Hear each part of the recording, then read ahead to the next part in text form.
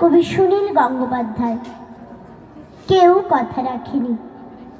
৩৩ বছর কাটলো, কেউ কথা রাখেনি।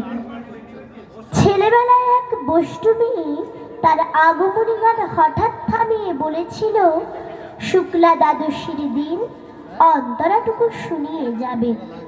তারপর কত চন্দ্রভূক অমাবস্যা চলে গেল, কিন্তু সেই বষ্টমী আর এলো না। ২৫ বছর প্রতীক্ষায় আছি।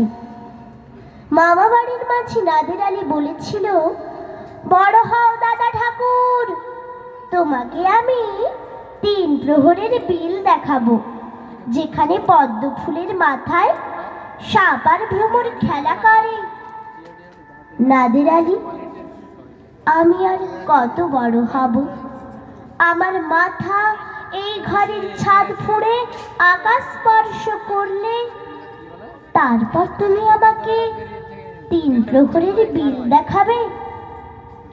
একটাও রয়্যাল গুলি কিনতে পারিনি কখনো।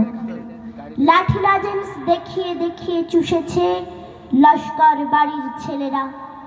ভিখারির মতন চৌধুরীদের গেটে দাঁড়িয়ে দেখেছি ভেতরে রাস উৎসব। অবিরল রঙের ধারার মধ্যে সুবর্ণ কঙ্কন পরা ফর্সা রমণীরা কত রকম আমোদে হেসেছে। আমার দিকে তারা ফিরেও যায়নি।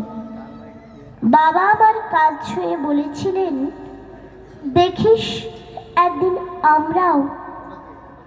বাবা এখন অন্ধ, আমাদের দেখা হয়নি কিছুই। সেই রয়্যালগুলি, সেই লাঠি লাজেন্স, সেই রাস উৎসব আমায় কেউ ফিরিয়ে দেবে না।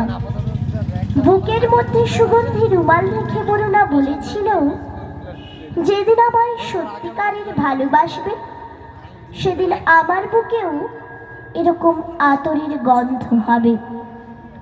ভালোবাসার জন্য আমি হাতের মুঠোয় প্রাণ নিয়েছি।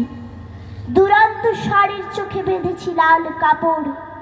বিশ্ব সংসার তন্ন তন্ন করে খুঁজে এনেছি ১০৮টা নীল পদ্ম। তবু কথা রাখিনি বরুণা। এখন তার বুকে শুধুই মাংসের গন্ধ। এখনো সে যে কোনো নারী। কেউ কথা রাখেনি। ৩৩ বছর কাটলো, কেউ কথা রাখে না।